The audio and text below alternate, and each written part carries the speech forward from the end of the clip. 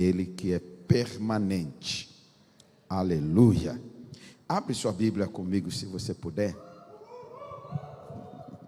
Aleluia, glória a Deus. Isaías capítulo 55, os versículos 8 e 9. Isaías 55, 8 e 9. Estou lendo da versão Nova Bíblia Viva. Diz assim: pois os meus pensamentos são muito diferentes dos seus. A minha maneira de agir é muito diferente da sua, declara o Senhor. Porque assim como os céus são mais altos do que a terra, os meus caminhos são mais altos do que os seus caminhos, e os meus pensamentos mais altos que os seus pensamentos. Se você continuar a leitura, Deus começa a falar usando uma ilustração de chuva e de neve. Nós não temos neve aqui, tem outros lugares do mundo que tem neve, mas nós temos chuvas. E Deus diz que assim como a chuva e a neve caem no tempo certo sobre a terra e não volta, não retorna para o céu, mas vem do céu, mas não volta antes que realize algo, o propósito pelo qual veio a chuva e veio a neve. Normalmente a chuva e a neve, o propósito é regar a terra. Então esse texto de Isaías fala: primeiro rega a terra, faz fecundar a terra e faz brotar o que nela foi semeada. Então normalmente a chuva e a neve têm como propósito principal regar, mas regar algo que já está na terra semeada e fazer com que essa semente brote, se fecunde, brote, cresça, floresça e produza fruto para nós que estamos na terra. É uma maneira que Deus traz provisão, mandando chuva ou neve. Às vezes a neve cobre regiões de neve e parece que nada mais dá certo, nada mais vai crescer, mas ela vai derretendo, vai regando a terra. É uma forma de água em outro estado. Depois faz brotar. Então, mas a chuva e a neve às vezes causa danos, causa destruição, né? Alarga, derruba um monte de coisa. Esse não é o primeiro propósito, mas acontece. Ela abre caminhos, remove coisas, dependendo do volume, dependendo da força. Mas o principal objetivo é regar a terra. Deus diz: assim é a palavra que sai da minha boca. Ela não volta vazia, ela tem que cumprir um propósito. Toda vez que eu libero minha palavra, ela tem um propósito. E a primeira, principal, fazendo este mesmo paralelo, essa mesma aplicação, primeiro e principal propósito é regar as nossas vidas. Então a palavra de Deus vem para regar, para fazer com que algo nasça e cresça em nós, que algo produza resultado e fruto em nossas vidas. A palavra de Deus, ela tem essa função de nos molhar, de nos regar, de nos afofar e nos fazer algo transformar de dentro que venha para fora. Só que algumas vezes ela vem de um jeito que parece que arranca toco. Algumas vezes parece que ela vem de um jeito, parece que é para matar as coisas. E assim às vezes vem chuva e neve que mata as coisas, mata o que não presta, mata o bicho, ou muda a estação. Mesmo sendo coisas que prestavam, elas deixam de ter, porque mudou a estação para que nasça algo novo. Mas o principal é regar, fazer fecundar, fazer brotar e fazer frutificar. Mas um pouco antes dessa ilustração, que são os 2 versículos que nós lemos, Deus, usando o profeta Isaías, Deus estabelece algo muito claro, muito precioso, simples, mas muito forte. Ele diz que Ele, Deus, tem pensamentos e maneiras de fazer as coisas. Outra versão diz caminhos, né? Caminho é o meio para chegar onde você vai. Então, pode se traduzir como meio de realizar ou a maneira de fazer. Todos nós temos maneiras, meios, caminhos de andarmos e realizamos e alcançamos, chegamos onde queremos chegar. Todos nós nos elaboramos. Alguns de nós não somos tão assíduos, tão expertos em elaborar caminhos, meios, que outros nos influenciam e façam por nós. Mas todos nós fazemos ou temos, e todos nós temos pensamentos, pensamos. O único lugar onde as pessoas deixam de pensar é nas 7 covas. Lá você não pensa mais. Mas enquanto você vive, você pensa. É conhecido até pela ciência que neném, o feto, sendo formado, gerado, formado no ventre da sua mãe, tem sonhos, tem pensamentos, tem emoções. Então, desde que tem vida, já pensa. E nós pensamos, e alguns de nós temos pensamentos super acelerados, né? É muito acelerado demais. Se você for igual a minha esposa, que eu acho que toda mulher tem um pouquinho disso, ela consegue pensar em 3, 4, 5, 6, 7, 8, 9, 10 coisas ao mesmo tempo. Entendeu? Ela consegue, está pensando nisso, e às vezes a gente está conversando, ela puxa um assunto, e eu acho que nós vamos tratar esse assunto, quando eu vou ver, já está misturado com 3 assuntos. Entendeu? Mas amor, não, eu só penso nessa, vamos tratar essa. Mas ela já puxa essa, abrir a janela, já abriu outra janela, já abriu outra janela. As mulheres têm essa capacidade, né? E é bênção, porque se elas não tiverem essa capacidade, quem vai pensar por nós, homem? Então deixa ela pensar. E se o teu marido não pensa tantas coisas numa só vez, também deixa ele assim. Deus fez ele assim, porque se os dois pensar em tanta coisa numa só vez, vai dar faísca. Um tem que pensar numa coisa mais, e outro pensar muita mais coisas. E assim que Deus nos uniu, e é maravilhoso. Mas o que eu quero dizer, que nós todos pensamos, seja mais ou menos, nós todos pensamos. Mas aqui Deus está estabelecendo uma verdade. Deus diz que Ele pensa diferente de nós. Os pensamentos dele não são os meus pensamentos, e nem tampouco as maneiras dele agir e fazer, os meios dele ou os caminhos. Então Deus tem os seus próprios pensamentos e seus próprios caminhos, e Ele reconhece, porque Ele que nos criou e nos deu essa capacidade, na semelhança dele fomos criados, portanto Ele também nos deu essa capacidade, não há nada de errado com ela. Deus nos deu individualmente, cada um de nós, essa capacidade de pensar e ter seus próprios meios e caminhos. E Deus não tem problema com isso. Deus não está dizendo não pense, não elabora caminhos, não faça planos, não tenha ideias, não tenha meios. Mas Deus diz: você tem os seus pensamentos e seus caminhos. Eu tenho meus pensamentos e os meus caminhos. Só que são diferentes. Não são iguais. Deus não pensa como eu. Deus não pensa como você. Deus não pensa da mesma forma como nós pensamos.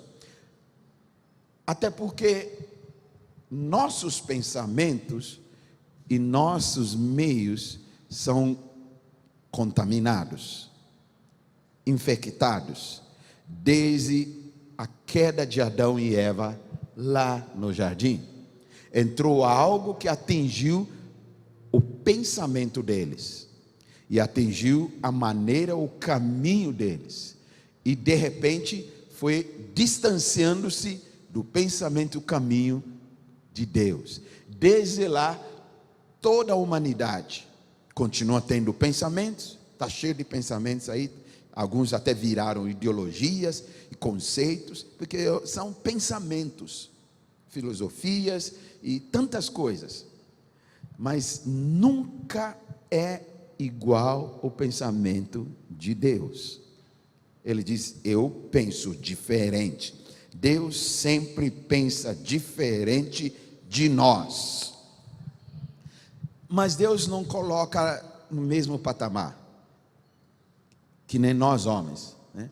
Pastor, você pensa diferente, eu penso diferente. Tudo bem, nós vamos nos suportar, nós vamos nos amar, nós vamos nos aturar e vamos caminhando, mesmo que você tenha um pensamento diferente do meu, eu respeito você e você respeita o meu.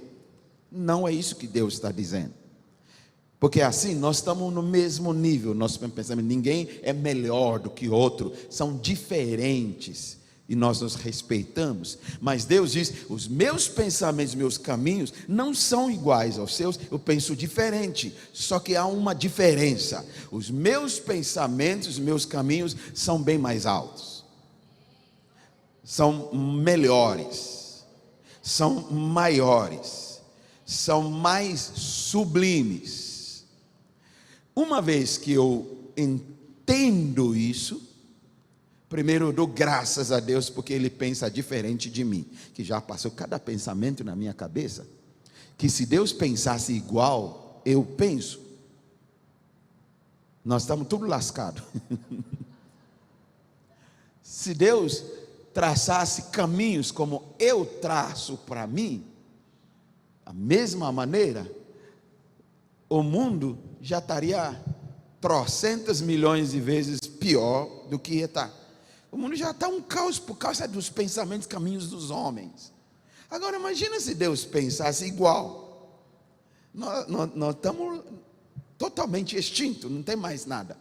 Mas graças a Deus que Ele pensa muito melhor, muito mais alto, muito mais sublime, muito acima do que qualquer pensamento humano. Diga para alguém ao seu lado: Deus pensa diferente de você.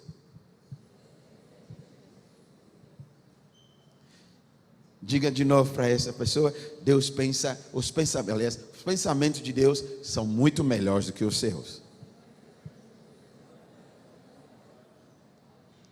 Às vezes a gente entra em crise porque a gente não consegue entender isso, entendeu? Que a gente tenta trazer para o nosso crivo. Então, se Deus pensa melhor, o pensamento dele, o que eu estou pensando, Deus tem algo muito melhor, uma ideia muito melhor, mais alto. Por que estou passando por isso? Por que ele não faz isso? Nós entramos em crise. Eu estou trazendo ele para dentro do meu caminho. Você está entendendo? Mesmo que eu digo que eu acredito que ele pensa diferente, então, mas ele poderia então fazer assim, assim, assim. Eu já estou trazendo ele para pensar igual eu. Eu já estou trazendo, tentando fazer ele ter o mesmo caminho que o meu. E é aí que temos que ter o cuidado. Então, quando eu entendo que Deus, por Ele ser Deus e eu não sou Deus, Ele pensa assim como eu penso, mas Ele pensa muito mais alto, mais sublime, muito melhor, tem caminhos maiores, mais altos, sublimes do que os meus. Eu preciso decidir: ou vai ser como eu penso, ou o caminho que eu acho, ou vai ser como ele pensa e o caminho que ele idealiza. E eu vou precisar fazer uma decisão: ou eu nego-me a mim mesmo e sigo ele, ou vou tentar fazer com que no final das contas ele pense igual eu, que a gente faz dentro de casa. Eu respeito o seu pensamento, a gente vai discutindo, mas no final das contas eu quero convencer você a pensar igual eu. E às vezes nós queremos convencer Deus a pensar igual a nós, enquanto Ele também quer que a gente comece a aprender a pensar igual a Ele. Você sabia disso? Que Deus quer que eu e você pensemos igual Ele pensa. Só que Ele nunca vai pensar igual nós pensamos. Nunca. A capacidade dele é muito maior. Mas Ele quer me permitir eu começar a pensar como Ele. Lá na frente, no Novo Testamento, na carta de Paulo aos Coríntios, ele diz isso. Ele diz: quem tem a mente do Senhor? Quem tem os pensamentos de Deus? Quem pode sondar o que há no coração dele e o que há na mente dele? Senão o próprio Espírito de Deus que nele há. Assim como ninguém sabe o que há no coração e na mente do homem, a não ser o próprio Espírito do homem que nele há. Você não sabe tudo o que há dentro de mim, só o meu Espírito mesmo dentro de mim que sabe. Mas ele diz: mas mesmo assim, Deus nos faz conhecer o que há nele, pelo Espírito dele que ele nos deu, a vir habitar em nós, para que nós pudéssemos conhecer o que ele já nos deu gratuitamente nele. E aí Paulo termina: nós, portanto, temos a mente de Cristo. Então, Deus proporcionou de que forma que em Cristo, e através da ação do Espírito Santo, eu pudesse começar a ter o pensamento dele. Eu começar a pensar como ele pensa. Primeiro eu tenho que descobrir como ele pensa, o que ele pensa. E segundo, começar a me apropriar e isso se tornar o meu pensamento e o meu caminho. E isso, ele diz, é nos revelado pelo Espírito Santo. Se Deus tem pensamentos e ele tem caminhos, outro texto em Jeremias diz: ele tem planos. Ele tem planos. Ele traça projetos, planos, sonhos. Porque pensamentos e caminhos juntos se tornam ideias e planos que a gente traz, que a gente projeta, projetos.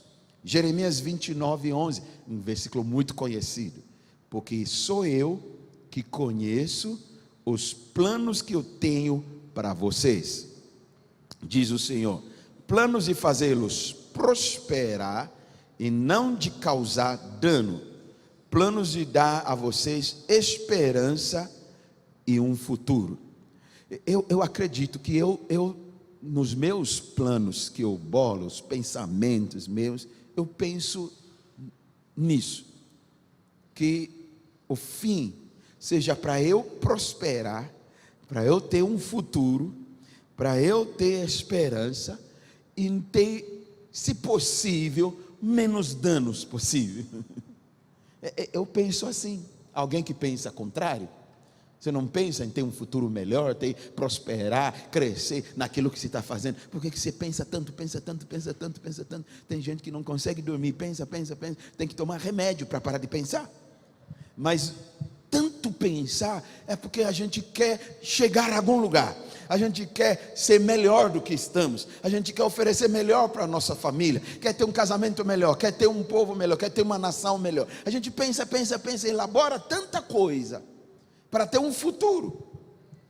E Deus não diz que isso não é bom, mas Deus diz que mais do que isso, os pensamentos dele, os planos deles, os projetos deles também são para me dar o futuro, para me dar esperança e para me prosperar.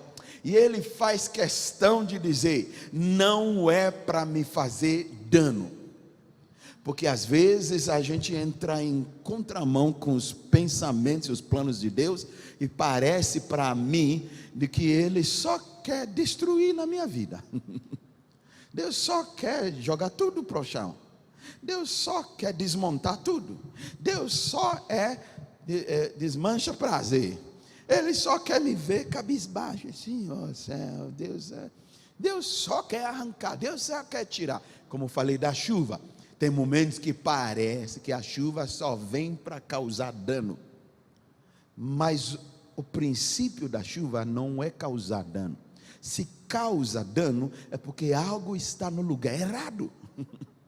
Algo está de forma colocado errado. Se causou enchente e levar tudo, é porque nós mesmos causamos, tapamos todos os bueiros. Porque senão, o caminho natural, ele vai, ou nós desviamos canais de fluviais e construímos coisas, mas a água só conhece aquele caminho. Nós colocamos empecilho e vai derrubar. Então, quando causa dano, não é porque veio para causar dano, é porque ele está corrigindo algo, ou porque ele está denunciando algo que não é para ser. Porque o propósito da água, da chuva, da neve, é fazer regar, fazer brotar, florescer e dar fruto. Deus diz: o que eu penso a teu respeito, o que eu planejo a teu respeito, o que eu elaboro, o que eu traço a teu respeito, não é para causar dano. Amém? Isso não traz alento para o seu coração? Diga para a pessoa: Deus não pensa em causar dano para você. Ele diz: o que eu penso, os planos que eu elaboro, é para te dar paz, é para te prosperar, é para te dar esperança e para te dar um futuro. São os planos que Deus está. Tendo isso como pano de fundo, nós vamos entrar propriamente naquilo que eu quero repartir conosco nesta manhã. Eu preciso entender, eu preciso ter uma compreensão para que eu pudesse experimentar isso. Eu tenho uma frase comigo há muitos anos, que aquilo que eu não compreendo, que eu não entendo, eu não desfruto. Mas aquilo que eu não entendo, além de eu não desfrutar, às vezes eu abuso ou desfaço daquilo. Só desfruto de verdade aquilo que eu tenho uma compreensão, que eu tenho entendimento. Isso se aplica em todas as áreas da vida. E a partir daí, se eu entendo o coração de Deus, o que Ele pensa ao meu respeito, o que Ele planeja ou já planejou ao meu respeito, os caminhos que Ele tem para com a minha vida, e não só com a minha, mas com as nossas, a partir do entendimento, uma compreensão disso, nós passamos a desfrutar, nós passamos a confiar, nós passamos a experimentar. Tem coisas que eu não experimento na minha vida, porque eu não tenho a compreensão dela. Mas quando eu começo a compreender, eu vou começar a experimentar. E além de experimentar, se torna uma vivência minha.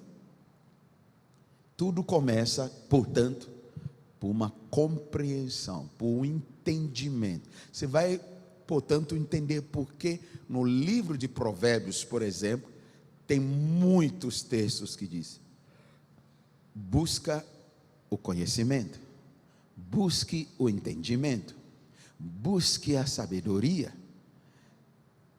E acima de tudo que buscardes, busque o entendimento. Porque se a gente não alcançar entendimento, não vamos experimentar. Na parábola do semeador, quantos já ouviram a palavra do semeador? Pois é, não vou contar toda a parábola, mas eu só quero fazer uma aplicação. Jesus explicando, diz assim: As sementes que caíram na beira da rua, da estrada, que as aves vieram e comeram, são aqueles que recebem a palavra, mas não a entendem. Não tem entendimento. É como se semente caiu lá. Não teve profundidade, não entrou na terra. E vem os passarinhos, come e vai embora. Mas aquela que, às vezes, consegue entrar, entende, mas o entendimento é pouco, porque concorre ainda com outras coisas. Cresce junto com os abrolhos, com espinheiros, com isso aqui, as preocupações da vida, a correria, concorre. Então não tem todo o entendimento e por isso não frutifica. Mas aquela palavra, semente que cai sobre terra boa, é aquela que não só entende, mas com alegria recebe e aprofunda, porque começa a ter uma experiência, está tendo um entendimento maior. Aquilo produz nela uma alegria. Ele diz: esta semente dá fruto 30, 60 e 100 vezes mais. Por a gente não entender, quer ver um exemplo? Para a gente não entender nem essa parábola, e Jesus diz que essa parábola, quem entender ela, vai entender todas as parábolas. Por a gente não entender essa parábola, nós aplicamos para oferta. Não tem nada a ver com oferta. Se você dá a semente, se você semear, você vai colher 30, 60, 100 vezes. Não, Jesus não está dizendo isso. Jesus está dizendo: se você receber o que eu estou falando, com entendimento, compreensão, e isso produz uma alegria dentro de você, e se fincar, raizar-se, a sua vida vai produzir 30, 60, 100 vezes mais. Ele não está falando de você trazer uma oferta e você receber 30, 60. A gente aplica porque é semente, tem que semear e vai colher. Mas não é essa parábola, e por isso a gente não consegue entender nem as outras parábolas. Vocês estão entendendo? E a gente traduz tudo de um jeito. Porque se entendemos esta parábola, todas as outras parábolas caem no alinhamento. É isso que Jesus diz para os discípulos. Por isso a gente tem tanta coisa nas parábolas de Jesus. A gente aplica com não sei o que, com não sei o que, com não sei o que, não sei o que. Porque essa primeira nós não entendemos direito. Jesus não está falando sobre você semear a sua oferta e colher 30, 60. Ele está dizendo que se a palavra dele cai no meu coração e não houver entendimento, compreensão ao ponto de produzir uma alegria. Uau! É isso que Deus tem para mim. Legal, é isso mesmo. Eu deixo todas as outras coisas. Eu vou viver isso. Deus tem isso para mim. Glória a Deus. Deus falou comigo. Isso é para mim. A palavra, essa semente não vai produzir nada na sua vida. Se não tiver nenhum entendimento, você sai dali e os passarinhos já comeu. E Jesus explica: são os demônios que estão esperando. Ele já arranca a semente. E a gente ouve, não produz resultado nenhum. Porque não entendemos. Esta manhã eu quero falar sobre entender o que Deus pensa ao meu respeito. Deus diz: o que eu penso, o que eu planejo, o que eu traço de caminho, não é para te fazer dano, é para te dar paz, te dar esperança, prosperar a sua vida, ser frutífera e te dar um futuro. Quando eu entendo que é esse o propósito dele, da palavra dele na minha vida, eu recebo, eu me aproprio, eu me alegro, eu deixo entrar, eu deixo ela criar raiz, eu deixo ela produzir algo dentro de mim. Amém? Quantos querem experimentar mais isso de Deus na sua vida? Então Deus diz: eu não penso igual você pensa, eu penso muito acima, muito maior, muito melhor, muito mais sublime. Eu não tenho o mesmo caminho que você tem, meus caminhos são mais altos.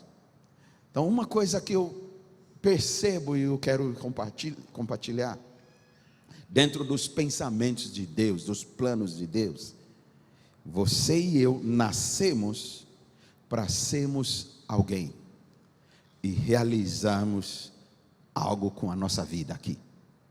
Nós não nascemos por acaso. Pode até parecer que meu pai e minha mãe nem estavam nem pensando em mim. Eu não estava no plano deles. E de repente engravidou. Não era uma gravidez esperada, planejada. Furou. Então eu me acho por acaso. Esse foi o meu caso. Quando meus pais se engravidaram de mim, não estava no plano. Eles não pensavam nisso. Estavam recém-casados, com um monte de planos, um monte de projetos.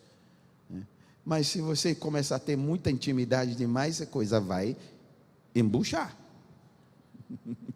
E aí daqui a pouco, estava grávida. E qual foi a primeira reação deles?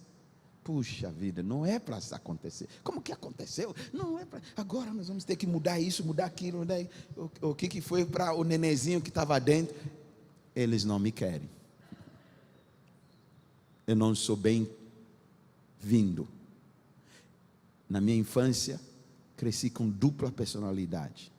Era uma coisa em casa, era outra coisa fora. Tinha tanta crise de aceitação, de rejeição, só por isso. Eles me amaram, me deram tudo, o melhor filho, primogênito, lhes deram melhor educação, mas dentro das minhas emoções, eu não sou, eu não pertenço, eu não sou, eu não pertenço. Ao ponto que eu tive vários problemas, até Deus me curar. Aos meus pré-adolescência, 13 e 14, eu tive uma experiência poderosa com o Espírito Santo, que me curou. E nesse processo, sozinho no meu quarto, ele me mostrou que primeiro, realmente eu sou filho de verdade, biológico, porque eu achava que não era. Ele me mostrou no meu rosto, no espelho. O Espírito Santo começou a falar comigo. E depois ele me disse: eles não esperavam por você. Você não estava nos planos deles. Eles não prepararam-se. Agora vamos preparar, vamos começar a tentar, vamos ter um filho, nós vamos ensinar, vamos chamar tanto. Eles não tinham nada disso. Mas eu esperava por você. Você já estava no meu plano, na minha agenda.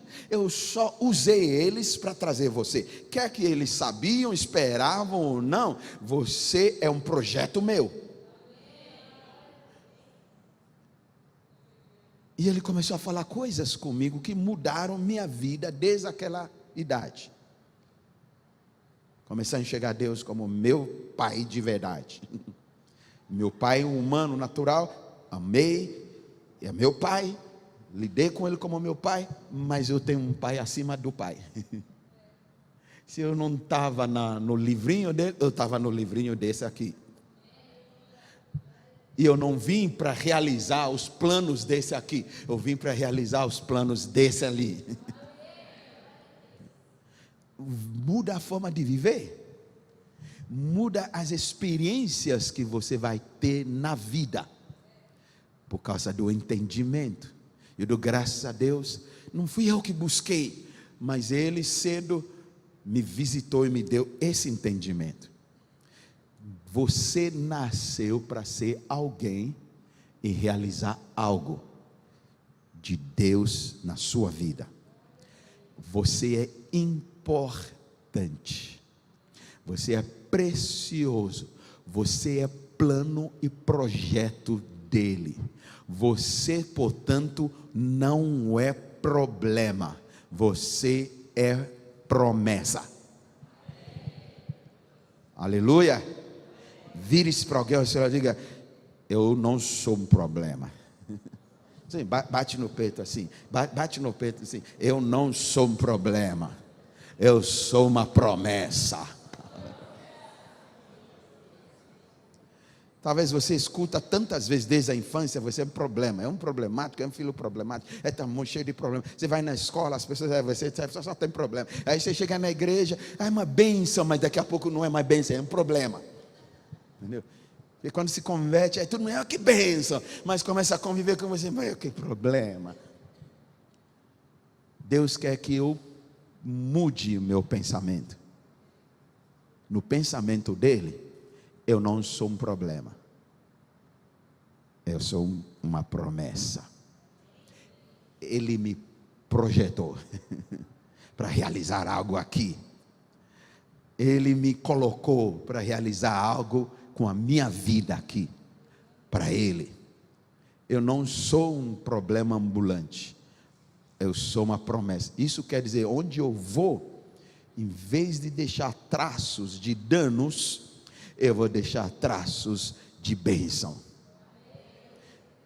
Isso quer dizer, com quem eu me relaciono, posso não ser tudo aquilo que as pessoas queiram, eu posso não ter tudo o que eles precisam, mas de alguma forma, eu vou influenciá-los para melhor, porque eu sou promessa, eu não sou problema. No seu casamento, você não é problema, você é promessa. Às vezes minha mulher acha que eu sou problema. O problema de toda nossa luta, nos casamentos, nas crises, sou eu. E às vezes tanto ela fala que eu assumo, eu aceito. Eu sou o problema. Eu quero dizer para alguém nesta manhã, mesmo que ela diga isso trocentas vezes, Deus não pensa assim. Ele diz, eu não penso igual às pessoas. Meu pensamento é diferente. Deus pensa assim, você é uma promessa para esse lá, aleluia. Os homens podem dar glória a Deus. Ou você já está pensando igual, que você é um problema. Diga para sua mulher, está vendo? Eu não sou um problema, eu sou uma promessa. E às vezes é o contrário. É o homem que fica falando que a mulher é um problema. Ela é um problema, ela é um problema, ela é um problema. Deus não pensa assim. Você não é um problema. Você é uma promessa. Aleluia. Seu filho não é um problema. Mas eu não sei mais o que fazer com meu filho. É um problema que a gente tem que carregar a vida toda. Ele não é um problema. Deus quer mudar o meu pensamento. Deus não pensa do meu filho como um problema. Ele nasceu, ela nasceu para ser alguém e para realizar algo. Há uma promessa. Deus disse para Abraão, o que eu vou gerar em você vai ser uma bênção, uma promessa. E através de você, Abraão, e da sua descendência, todas as famílias da terra serão abençoadas. Todas. Esse é o plano de Deus. Esse é o caminho de Deus. Esse é o pensamento de Deus. Então minha família é abençoada, meus filhos são abençoados, mesmo que no natural, no pensamento de homem meu aqui, eu só vejo pepino. Mas Deus diz, mas eu não vejo como você vê. Eu não penso como você pensa. Ou você vai continuar pensando assim, e é isso que você vai entender, e é isso que você vai experimentar, ou você vai deixar de pensar assim, e vai começar a entender o que eu penso, porque você não vai pensar igual se você não entender, e você vai experimentar isso na sua vida. Os pensamentos de Deus são maiores, são mais sublimes, e Ele diz que no pensamento dEle, a sua família é abençoada, ela não é amaldiçoada. Mas a gente herdou um monte de maldição. Sim, mas Jesus, quando Ele entrou na sua vida, Ele quebrou todas as maldições. A Bíblia diz que Ele levou tudo na cruz. Ele se tornou maldito, para que nele e através dele nós nos tornássemos benditos e herdeiros de toda a promessa e bênção que Deus fez a Abraão, passou para nós. Qual é a promessa que Deus fez para Abraão? Toda a família vai ser abençoada. A sua casa é abençoada. Ah, mas eu vejo assim, nossa, é uma maldição que veio do meu avô. Sim, veio, passou. A Bíblia diz que passa de geração para geração. A maldição vai 6 gerações, vai passando. Mas a mesma Bíblia diz que uma vez que isso é revestido e entrou a bênção não passa de 6 gerações, a bênção vai de 1000 gerações. Mas por que a gente só vê o negativo o tempo todo? A gente só vê o que não dá certo, o que está errado. A chuva aqui está estragando. Quando chove, nossa, alagou tudo, estragou tudo. Nossa, a gente só vê errado. A gente não vê, uau, está regando a terra, nós vamos ter comida. Porque nós pensamos de uma forma errada. E eu dou graças a Deus que Ele não pensa igual eu penso. Diga para a pessoa, Deus nunca vai pensar igual a você. Graças a Deus que Ele não pensa igual a minha esposa, que Ele não pensa igual ao meu marido, que Ele não pensa igual aos meus pais. Deus pensa muito acima, muito mais sublime, muito maior.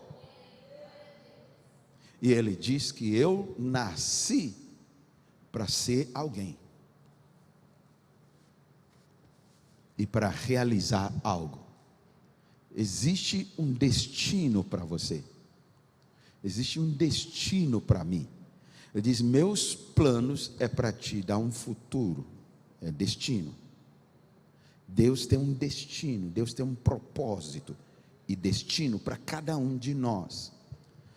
Só que ao longo desse tempo de vida que Deus tem me permitido ter, e tantas experiências, desde a minha pré-adolescência, 10 anos me entreguei a vida para Jesus, nasci de novo, aos 13 anos fui cheio do Espírito Santo, e eu tive essa experiência, que o Espírito Santo começou a curar esses sentimentos dentro de mim, e desde lá eu sempre me envolvi com as coisas do Pai, e me via como filho, continuo me vendo como filho, e ainda estou aprendendo, há coisas ainda a aprender, mas já se foram bastante tempo. Como falei ontem, pare de calcular minha idade. Eu já vou falar logo, eu fiz 61 esse mês de outubro. Então, eu tenho caminhado com Deus, com o Espírito Santo, meio século. É muita coisa. Já bati a cabeça, já errei, já acertei, já vi Deus fazer, já vi o diabo fazer. Tudo que você pode pensar de manifestação tremenda, sobrenatural, assombrosa, quase já teve.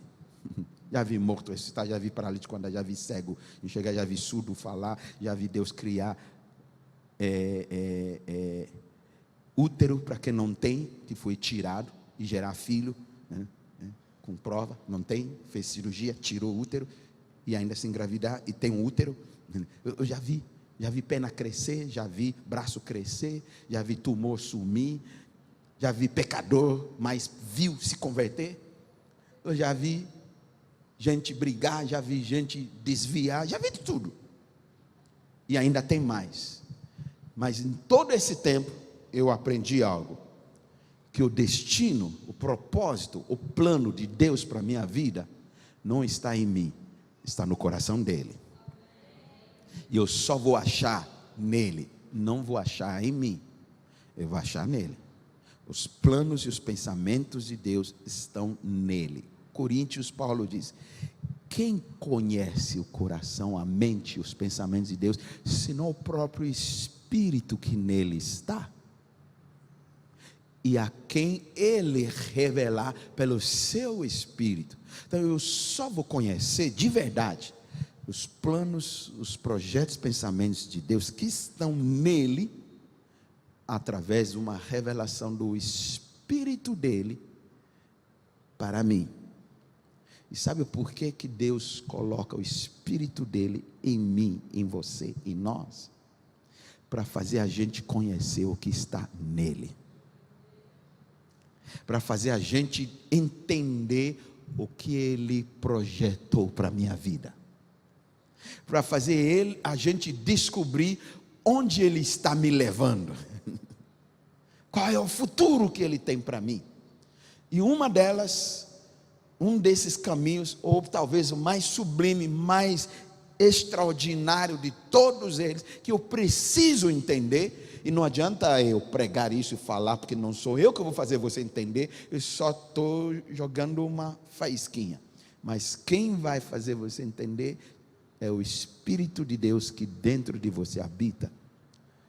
Mas uma das coisas que eu mais aprecio, que eu descobri, que eu estou entendendo, graças a Deus pelo seu Espírito revelando isso, é que o fim de tudo, maior projeto e plano, destino, propósito dele para a minha vida, vai ter várias coisas. O caminho vai passar um monte de coisas na minha vida, são todos pequenos projetos e propósitos e planos, mas o máximo, o máximo de tudo isso é eu ser semelhante, igualzinho a Jesus. Esse é o máximo. Essa é a estatura do varão perfeito, que Efésios diz para que todos nós alcançamos essa estatura. Deus colocou o Espírito Santo dele dentro de mim para me guiar, para me instruir, para me ensinar, para me revelar, para me consolar, para me fortalecer, para me encorajar, tantas coisas dentro das lutas da vida, vai me guiando, vem para cá, vem para lá, os caminhos dele, não os meus, os pensamentos dele, não os meus, mas vou realizando coisas que ele terminou que eu realizasse, mas no fim de tudo, no frigir dos ovos, é para me transformar de tal maneira que eu seja igualzinho ao seu filho Jesus, no modo de ser, no modo de pensar, no modo de agir, no modo de andar, eu ser igual a Jesus. Por isso Paulo escreve a carta aos Coríntios, ele diz: onde o Espírito de Deus há, ali há liberdade, porque ele vai quebrando as mágoas, os ressentimentos, as prisões, as cadeias, os véus, porque ele fala de véu que cobria o rosto de Moisés, é removido. Para quê? Para que ao contemplá-lo, eu sou transformado de um nível de glória para outro nível de glória, para outro nível de glória, progressivamente, até ser semelhante a Jesus. Esse é o destino, você ser como Jesus. Amém? Deus quer que eu seja como Jesus aqui na terra, não lá no céu. Aqui na terra, Ele quer que eu seja. Eu não vou ser 100% pleno aqui, mas eu estou caminhando. Paulo diz: uma coisa eu faço, esqueço das coisas que estão atrás, eu prossigo para o alvo do pleno conhecimento nele, porque quanto mais eu conheço, eu entendo, eu vou descobrir que isso é o que Deus tem para mim. Deus quer que você, por isso que os primeiros cristãos em Jerusalém, sem Jesus, eles foram dado esse nome, apelido, cristão. Mas cristão é diminutivo. Cristão quer dizer pequeno Cristo, porque os caras olharam para eles são parecidos com Jesus, eles têm reações semelhantes a Jesus, eles se comportam igual a Jesus, eles não revidam, eles não acusam, eles não condenam, eles não cancelam, eles abraçam, eles perdoam, eles curam, eles libertam. A gente acha que ser igual a Jesus é só curar o enfermo. Não. Eles sentam com o mais vil pecador, entra na casa dele. Não vai afetar, não vou pecar porque eu estou comendo com o maior pecador do mundo. Aliás, o contrário, ele que vai se transformar. Então ele diz para Zaqueu: eu vou na sua casa. Você vai na casa dele? Eu vou, porque lá ele vai se converter. Então eles começam a ver, eles são pequenininhos, Jesusinhos andando por aqui. Então o apelido era isso, Jesusinho, Cristinho, só que na nossa língua, na tradução, é cristão. Então quando a gente diz eu sou cristão, eu estou dizendo, você olha para mim, você vai ver Jesus. Na maneira de falar, na maneira de tratar as pessoas. Quando todo mundo quer jogar pedra na adúltera, eu me agacho e digo: quem nunca teve nenhum pecado, nem contou uma mentirinha, que seja primeiro a jogar. Aí todo mundo vaza. Aí eu pergunto para adúltero: cadê os caras que queriam apedrejar você? Já foram. Ele diz: eu não condeno você, vai e não peca. Uau, ele parece com Jesus.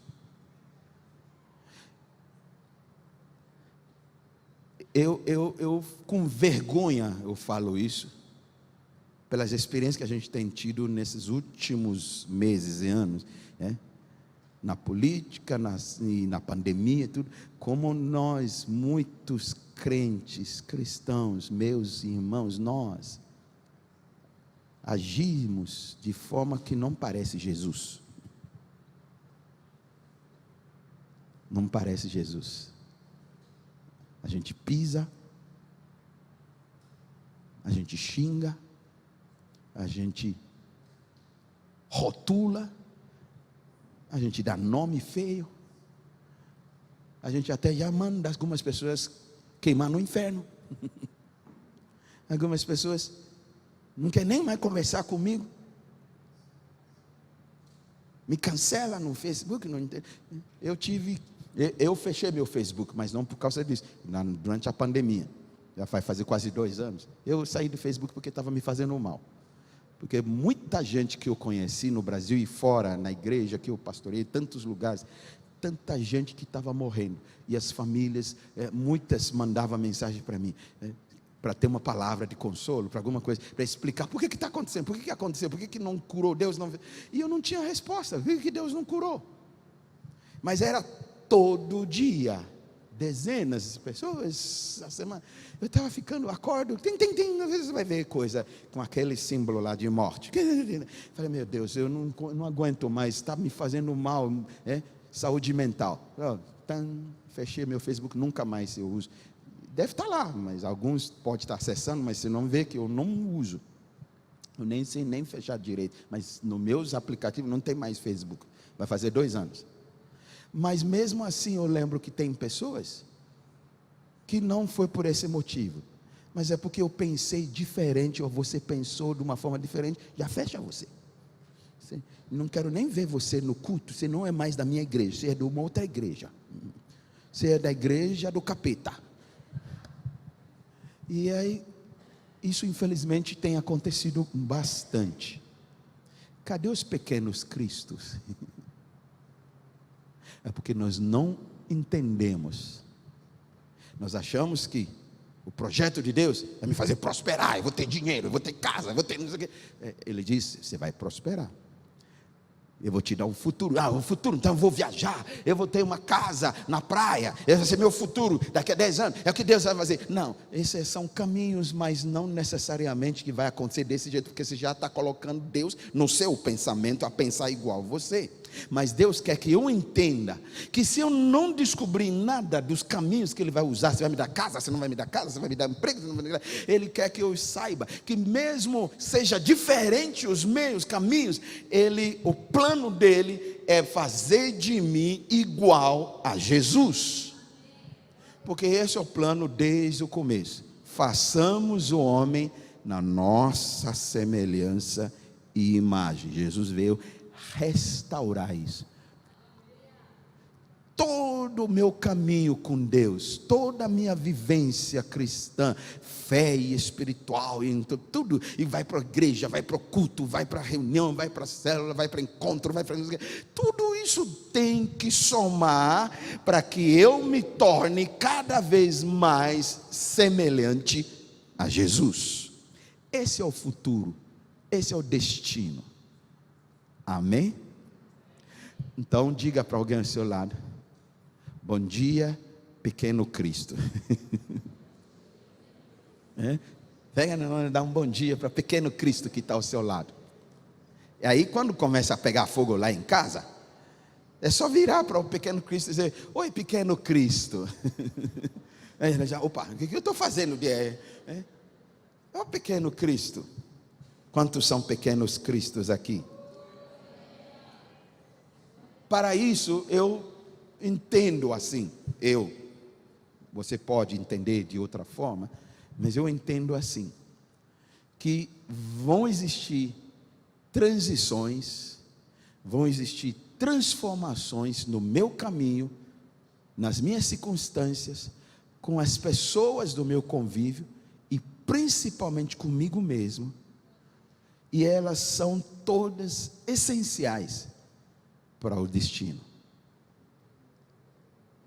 Por isso que tem caminhos, e às vezes os caminhos de Deus, que são maiores, sublimes, nem sempre é uma estrada reta. Às vezes o caminho dele é passar pelo deserto e não pelo país vizinho. Quando eles saíram do Egito, Deus diz: existem dois caminhos. Vocês podem já atravessar a fronteira para outro país e outro povoado. Em pouco tempo vocês já vão estar na terra. Mas eu decido passar pelo deserto com vocês, porque eu não quero que vocês sejam influenciados pelos ímpios e fossem transformados na semelhança deles. Então nós vamos passar pelo deserto. Por eles não entender, levou mais de 40 anos. Algo que era para levar 4 meses. Você já pensou? Pessoal, como você sabe disso? Leia. Quando eles atravessaram o mar e chegaram onde Moisés envia os 12 espias, era a fronteira. Os 12 espias subiram a montanha, desceram na terra prometida. Cades Barnea é fronteira. É 4 meses de caminhada pelo deserto. Já estavam lá, mas não entenderam. Eles começaram a rodar. E 40 anos. Por não entendermos, nós não desfrutamos. Se você entender que não é contra você, Deus é por você, você desfruta algo diferente. Por que Deus está fazendo isso comigo? Por que Deus está tirando de mim? Por que Deus não permite? Porque eu não entendo que Deus não é contra mim. Mas eu cito Romanos: se Deus é por mim, quem será contra mim? É porque eu estou vendo alguém fazendo algo contra mim, aí eu cito esse versículo: se Deus é por mim. Mas eu não entendo que Deus sempre é por mim. Ele nunca é contra mim. E tudo que Ele permite acontecer na minha vida é me levando para o que Ele determinou, que é o futuro maravilhoso. Ele não é contra mim. Isso vai envolver transições na minha vida, vai envolver transformações para que eu chegue ao destino. Deixa eu terminar. A igreja já viveu 36 anos, tantas transições já aconteceram, tantas mudanças, algumas delas boas, outras não tão boas. Algumas delas deram alegrias, outras tristezas, fazem parte. Algumas delas nós mesmos provocamos por não entendermos, e isso acontece. Outras pessoas provocaram por não entenderem. Algumas o inferno projetou para tentar nos impedir, mas algumas delas o próprio Deus projetou. E por que às vezes não entendemos essa trajetória? Ela passa a ser mais pesada, mais triste, do que nos alegrar e festejar. Abrindo aspas, se você entende que é Deus que conduziu todo esse tempo até onde estamos, e Ele tem coisas maiores e melhores e ainda grandiosas a fazer, hoje à noite nós vamos festejar. Nós vamos nos alegrar, aleluia. Vem com suas sapatilhas e dança. Lembra daquele tempo que você ia lá para a balada? Entendeu? Eu não vou pedir para você levantar a mão, não. Quem já foi tantas vezes, frequentou balada à noite, entendeu? Você ia 2 noites em seguida. Alguns viajavam daqui para ir para Rock in Rio, ficava lá o tempo todo. E pulava e dançava todas as músicas, entendendo ou não entendendo, dançava, pulava tudo. Aí você vem para celebrar a vontade e o que Deus já fez e vai fazer, e eu fico com o relógio, meu Deus, não termina logo, não termina. Então você nunca foi para a balada então. Então hoje não vai ter balada aqui. A Bíblia diz que Deus habita no meio dos louvores. A Bíblia diz que Deus gosta de festa. O profeta Sofonias, Deus diz que Ele quer dançar comigo. Cantares, Ele diz, dança comigo minha noiva. Está lá. Ele diz, batei palmas, celebrai a Deus, regozijai-vos, voz de júbilo. Está tudo na Bíblia. É o que nós vamos fazer hoje à noite. Porque nós estamos entendendo que Deus tem um plano para a minha vida. Não é como os homens pensam. Independentemente de resultado de eleição, ganhou quem eu queria ou ganhou quem eu não queria, e você viu quanto ódio que se espalhou por tanto um lado contra outro lado, e inclusive de crente que é para ser pequeno Cristo. A minha vida não depende disso. A minha vida depende dos planos de Deus. E Ele diz, eu é quem sei os planos que eu tenho a teu respeito. E se eu entendo isso, eu desfruto. Por isso que os apóstolos, os homens, mulheres de Deus nas Escrituras, as adversidades não paravam eles. A história, pessoas eram colocadas nos coliseus, comidos por leões, isso não parava eles. Por quê? Porque não depende do que o rei manda, o rei faça o dedo assim. Pode fazer o rei, pode fazer os dois dedos com o dedão, então pode fazer. E eles saíam cantando, aleluia. Porque se você fizer e acabou com minha vida aqui, você só me promoveu para estar mais com ele para sempre. Acabou o plano, e só vai acontecer isso, porque essa é a permissão dele. Está na hora de eu então eu vou glória. A Bíblia diz, Estevão estava sendo apedrejado.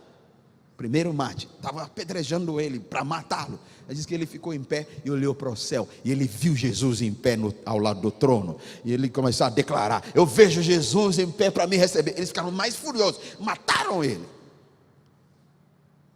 Ninguém lembra de nenhum deles, a não ser Saulo, que virou Paulo porque se converteu, mas nenhum deles, mas sempre se lembra de Estevão. Eles vão tentar te matar, mas eles vão ficar no esquecimento. Você viveu o projeto de Deus, você permanece para sempre. Eu estou entendendo isso. O destino que Deus tem para mim vai envolver transições, vai envolver transformações. E eu não vou realizar o plano, o propósito de Deus na minha própria força. Não é pela minha força, porque esse é o meu entendimento. Você tem que fazer alguma coisa. O mundo ensina isso. Vai atrás dos seus sonhos, lute. Se precisar pisar em outros, pise, mas não desiste. Vai, faça. Você faz. Isso é para alcançar planos e projetos humanos. Mas para viver o plano e o projeto divino de Deus, nunca vai ser na sua força, é pelo Espírito Santo. Não é por poder, nem por força, é pelo meu Espírito, diz o Senhor.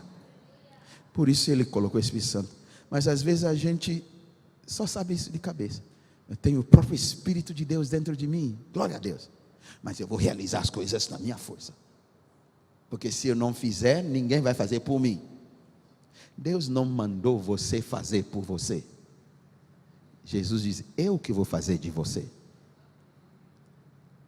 Quem lembra a história da pesca maravilhosa de Pedro e seus colegas, que lançaram as redes e pegaram tanto peixe, o final da história, Pedro diz, eu sou muito pecador para andar contigo. O Senhor diz, mas mesmo assim você vai andar comigo.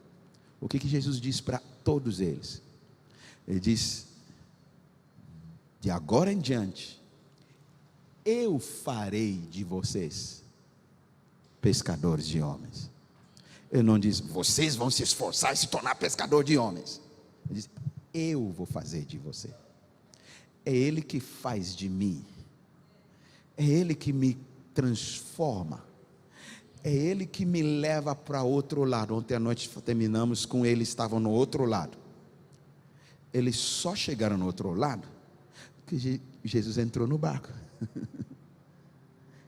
É Ele que nos leva para o outro lado. É Ele que faz por nós. É Ele que nos toca. É Ele que me guia. É Ele que me leva. Ele diz: confia em mim. Entrega os teus caminhos a mim. E espera no Senhor. Eu vou te levar. Eu vou te conduzir. Se você vai passar por vale, não tenha medo. Eu vou conduzir você. Em Deuteronômio, Moisés termina dizendo, fazendo um relato. Antes dele, logo algum tempo depois, passar para a eternidade, Moisés faz um apanhado geral, conta toda a história desde a saída do Egito. E ele lembra ao povo que a promessa de Deus é para atravessar para outro lado. Mas ele faz uma declaração.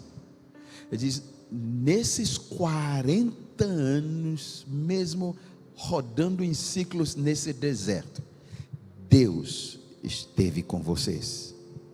Ele nunca abandonou.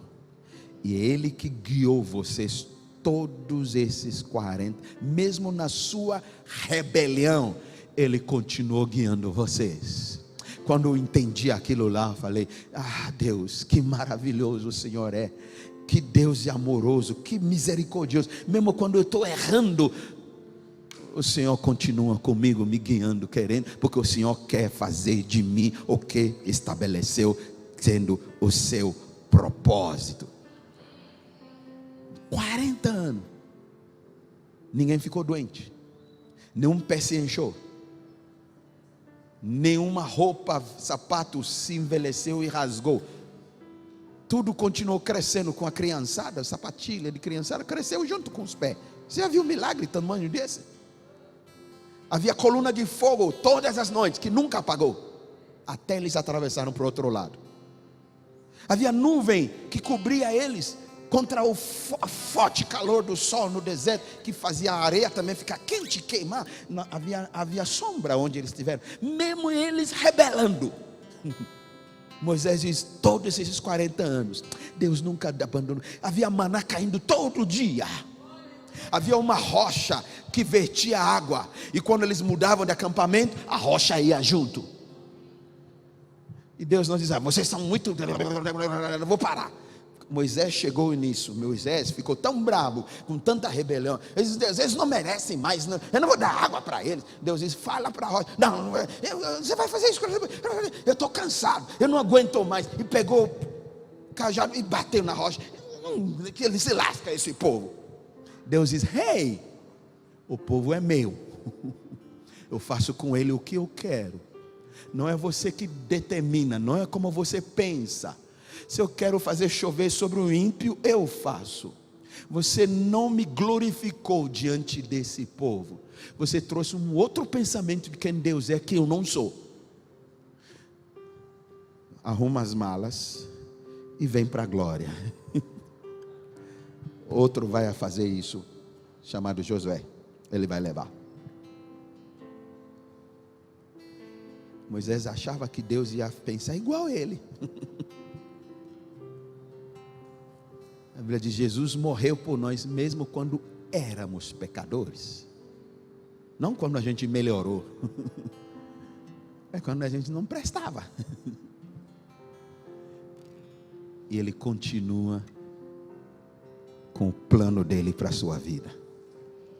MSM, Deus continua com o plano dele para essa igreja. Aleluia.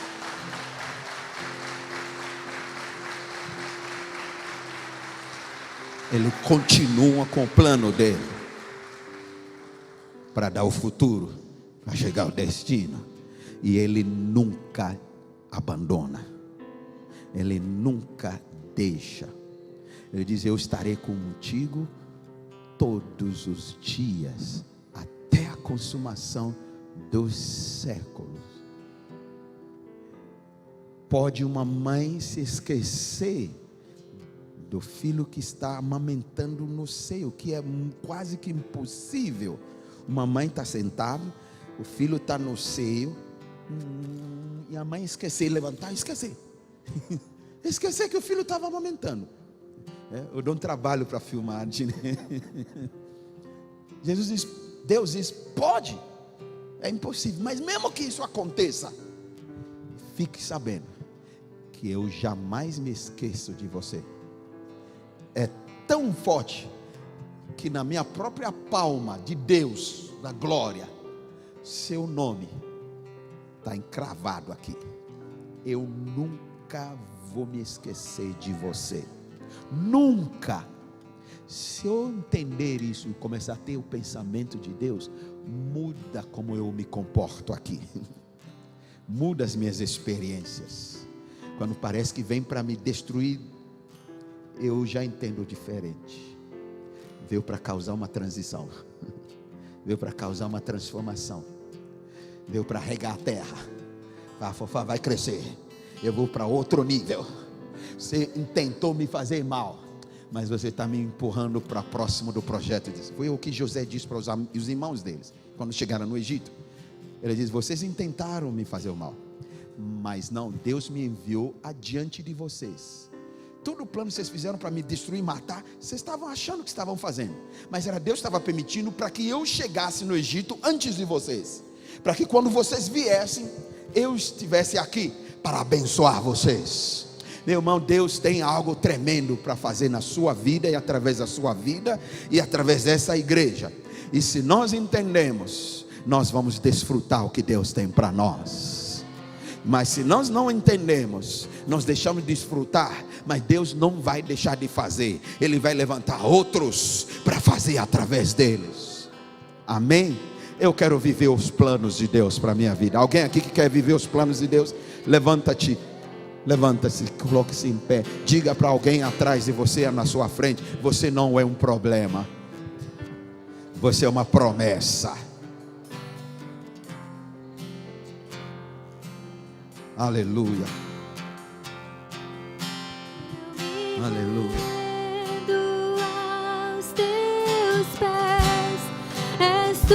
Quero que você pegue na mão de alguém que está ao seu lado. Pode fechar o corredor se precisar. Desse lado que tem filmagem, não precisa, mas fecha o corredor ali, esquerda ali, fecha o corredor. Ore com o seu irmão. Ore com a pessoa que você está segurando na mão. Levanta ele em oração, levante ela em oração, enquanto os músicos estão ministrando. Ore para que Deus o desce, Deus a desce, espírito de entendimento, de revelação, para conhecer mais quem Ele é. Essa era a oração de Paulo para os Efésios. Efésios capítulo 1, 17. Ele diz: eu dobro o meu joelho diante dele e oro sempre por vocês, para que Deus vos concedesse sabedoria e espírito de revelação para entender, para conhecê-lo mais, e com resultado, saber qual é o propósito de Deus para a sua vida, saber qual é a provisão de Deus para a sua vida, a herança que está à disposição de todos, e saber qual é o poder de Deus que está à sua disposição. É o mesmo poder que ressuscitou a Jesus dentre os mortos. Paulo diz: eu estou orando para que você tenha uma revelação, entendimento. Vamos orar uns pelos outros. Deus nos dê entendimento, dê-nos revelação, leva-nos a descobrir e compreender os teus pensamentos, os teus planos para a nossa vida. É isso que nós queremos viver. Levante sua voz, ore pelo irmão ao seu lado. Está orando por você também. Não fique sem orar por alguém, porque alguém está orando por você. Que o Espírito de Deus nos desse esse entendimento para os próximos anos, os vindouros dessa igreja, de nós vamos viver coisas maiores, nós vamos viver coisas melhores, Nós vamos viver projetos ainda maiores. Nós vamos viver experiências ainda maiores. Porque Deus ainda está fazendo algo maior. Obrigado, Pai, por esta manhã. Obrigado por esse irmão que está ao meu lado. Obrigado por esta irmã que está ao meu lado. Eu declaro e oro, peço em favor dele, em favor dela. Algo do Senhor, Espírito de Deus, trazer revelação no seu interior do que está no coração de Deus, Pai. Coisas que nos foram dadas gratuitamente, que nós não recebemos por merecimento, mas pela graça, pela sua bondade, pela sua misericórdia, pelos teus planos, pelos teus desejos, pelos teus propósitos, pelos teus pensamentos. Venha inundar nosso interior, venha transformar o nosso coração, venha iluminar nossas vidas. Leva-nos a um outro patamar, leva-nos a uma outra vida, leva-nos cada vez mais à semelhança de Jesus. Leva-nos a andar como Jesus andou aqui na terra. Leva-nos a desfrutar aquilo que é herança nossa. Leva-nos a realizar os teus planos, os teus propósitos, os teus pensamentos. Nós abrimos mão dos nossos caminhos, dos nossos pensamentos. Os teus são maiores, são melhores, são mais altos, são mais sublimes e são para nos fazer o bem, não o mal, não o dano, nos trazer paz, nos fazer prosperar, nos dar esperança e nos levar ao futuro. Obrigado, porque o que vivemos até aqui não se compara com aquilo que ainda vamos viver daqui para frente.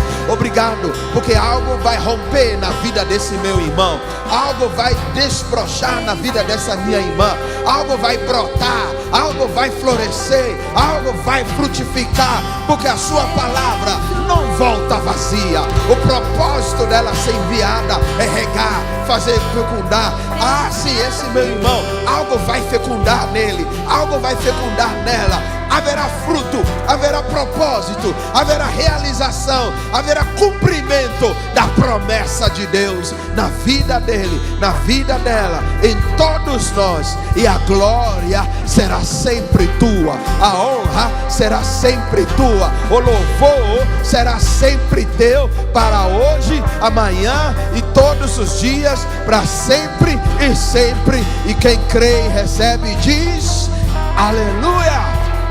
Glória a Deus.